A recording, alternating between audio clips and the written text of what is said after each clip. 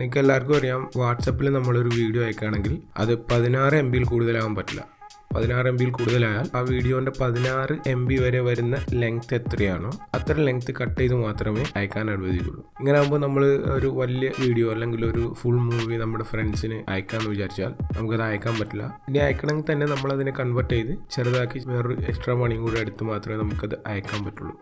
Hello friends, എൻ്റെ പേര് സബീർ മുഹമ്മദ്. ഈ വീഡിയോയിൽ ഞാൻ നിങ്ങളുമായിട്ട് ഷെയർ ചെയ്യുന്നത് എങ്ങനെ കട്ടോ കൺവേർഷനോ ഒന്നും ചെയ്യാതെ നമുക്കൊരു ഫുൾ മൂവി തന്നെ എങ്ങനെ നമ്മുടെ ഫ്രണ്ട്സിന് വാട്സപ്പിൽ അയച്ചു കൊടുക്കാം എന്നുള്ളതാണ്. നമ്മൾ സാധാരണ വീഡിയോ അയക്കാൻ വേണ്ടി മുകളിലുള്ള അറ്റാച്ച്മെൻറ്റ് ബട്ടൺ ക്ലിക്ക് ചെയ്ത് അവിടെ നിന്നാണ് വീഡിയോ ചൂസ് ചെയ്യുക. ഇതിൽ നമ്മൾ ചെയ്യുന്നത് താഴെ നമ്മൾ മെസ്സേജ് കമ്പോസ് ചെയ്യുന്നിടത്തുള്ള ക്യാമറ ഐക്കൺ ക്ലിക്ക് ചെയ്യുക. അവിടെ നമുക്ക് ക്യാമറ ക്യാപ്ചർ ഐക്കണിൻ്റെ മുകളിലായിട്ട് റീസെൻറ്റ് മീഡിയാസ് കാണാം. അത് നമ്മൾ സ്ക്രോൾ ചെയ്ത് നമ്മൾ അതിൽ നിന്ന് നമുക്ക് അയക്കേണ്ട മൂവി ചൂസ് ചെയ്യാം. ഇങ്ങനെ ചൂസ് ചെയ്യുമ്പോൾ വാട്സപ്പിൻ്റെ എഡിറ്ററിൽ അത് പോകില്ല, നേരെ ഒരു പ്രിവ്യൂ സ്ക്രീനിലേക്കാണ് വന്നത്. അവിടെ നമുക്ക് സെൻഡ് ചെയ്യാം.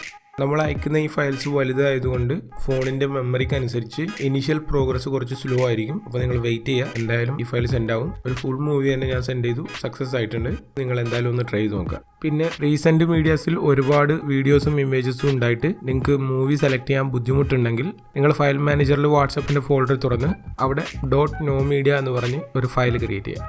അങ്ങനെയാണെങ്കിൽ റീസെൻറ്റ് മീഡിയാസിൽ വാട്സപ്പിൽ നിന്ന് വന്ന ഇമേജസും വീഡിയോസും ഒന്നും തന്നെ കാണിക്കില്ല. ഇതേപോലെ തന്നെ വേറെ ഫോൾഡറിലുള്ള വീഡിയോസും ഇമേജസും നിങ്ങൾക്ക് അവിടെ വരണ്ടെന്നുണ്ടെങ്കിൽ ആ ഫോൾഡറുകളിലും .nomedia എന്ന് പറയുന്ന ഫയൽ പേസ്റ്റ് ചെയ്യുക. പിന്നെ ശ്രദ്ധിക്കേണ്ട ഒരു കാര്യം, ഇങ്ങനെ .nomedia ഉള്ള ഫോൾഡറിലെ ഫയൽസ് ഒന്നും ഗാലറിയിലും കാണിക്കില്ല. അപ്പോൾ നിങ്ങൾക്ക് നിങ്ങളുടെ ആവശ്യം കഴിഞ്ഞാൽ ഫയൽസ് ഗാലറിയിൽ കാണിക്കണമെങ്കിൽ .nomedia ഫയൽസ് ഡിലീറ്റ് ചെയ്താൽ മതി.